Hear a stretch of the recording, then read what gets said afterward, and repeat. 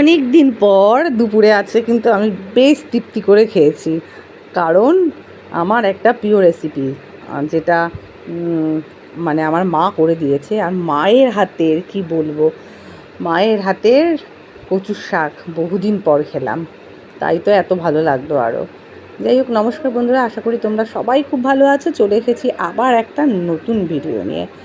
আসলে আজকে অনেক দিন পর মায়ের হাতের কচুর শাক খেতে চেয়েছিলাম। আর এই নিরামিষ কচুর শাকটাই, ইলিশ মাছের মাথা নয়, এটা ছোলা দিয়ে নিরামিষ করেছে একদম। আর মায়ের হাতের এই কচুর শাকটা খেতে এত অমৃত লাগে, কি বলবো, দারুণ দারুণ। শুধু আমি না, যারা খেয়েছে তারাই বলেছে আজকে সত্যি কচুর শাকটা খুব টেস্টি হয়েছে, খুব টেস্টি। আর এর সাথে যদি একটু লেবু মাখিয়ে নাও, আর তো কথা হবেই না। একটু হালকা টকটক ভাব থাকলে কিন্তু খেতে খুব ভালো লাগে। তো লেবুটা যে খুব একটা রস ছিল তা না, যার জন্য বেশি টকও হয়নি। যাই হোক, আমার তো এত ভালো লেগেছে, আমি কচুর শাক কিন্তু একটু সাইডে রেখে দিয়েছি। আর ওই যে নিজের হাতে রান্না খেতে খেতে একঘেয়েমি লাগতো, তখন মনে হতো যদি একটু মায়ের হাতে রান্না পেতাম। আর আজকের এই ডিম পোচের রেসিপিটাও দুদিন বসে ভাইয়ের বউকে বলছিলাম যে ডিম কিন্তু এইভাবে আমি বাড়িতে রান্না করি, খুব ভালো লাগে। বলে ঠিক আছে, একদিন করব। আর হ্যাঁ, দেখি আজকে করেছে।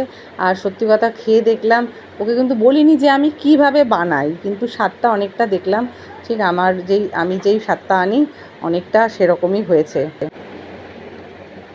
যাই হোক, খেতে খুব ভালো হয়েছে। আর মনে হচ্ছিল নিজের হাতে রান্না খাচ্ছিলাম, অনেকটা একই স্টাইল ছিল, মানে দুজনের রান্নার ধাঁচটা অনেকটা এক টাইপেরই ছিল। আর ওই যে পাশে একটু কচুর শাক রেখে দিয়েছি, ওটা আবার একটু লাস্টে খাবো।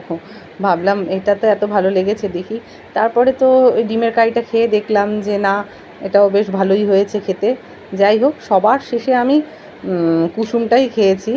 কিন্তু ওই যে আবার ভাবি, অনেকে বলে শাককে বেশি ভালো হলে ভালো বলতে নেই। যাই হোক, আমার তো ভালো লাগে, আমি ভীষণ শাক খেতে ভালোবাসি। যার জন্য। আর আজকের এই ডিমের কারিটাও খুব সুন্দর হয়েছিল। এরকম কিন্তু আমি বাড়িতে রান্না করতাম খুব, পোচ করে একদম, মানে ডিমের কারিটা করতাম। আর এটা জানো তো দুভাবে করা যায়। এই ডিমের কারিটা না এরকম পোচ করে নিরামিষভাবেও তোমরা রান্না করতে পারো, মানে পেঁয়াজ রসুন বাদ দিয়ে। আর আমি কিন্তু নিরামিষভাবেও করি অনেক সময়। আর এই যে অনেক সময় এরকম পেঁয়াজ রসুন দিয়ে আদা ঠাটা দিয়ে, মানে যেমন করা হয় ডিমের কারি সেইভাবে। যাক, আজকে খেয়ে কিন্তু অনেক দিন পর বেশ আমার ভালো লাগলো। আসলে অনেক দিন পর মুখে একটু একটু রুচি আসছে আমার, যার জন্য বললাম না যে মুখে আমার কোনো স্বাদ থাকে না, জিভে জিভে কোনো স্বাদ থাকে না, আস্তে আস্তে ঠিক হয়, এটা সেটাই। আর যার জন্যই আজকে কিন্তু আমার খুব ভালো লেগেছে। আর এই যে কুসুমটা রেখে দিয়েছিলাম আবার একটুখানি লাস্টে খাওয়ার জন্য, যেটা হয়। আমি আর আমার মেয়ে অনেকটাই এক্সট্রা রেখাই। আচ্ছা, তোমরা কারা কারা বলো তো যে যেটা ভালো লাগে সেটা রেখে দাও লাস্টে খাওয়ার জন্য?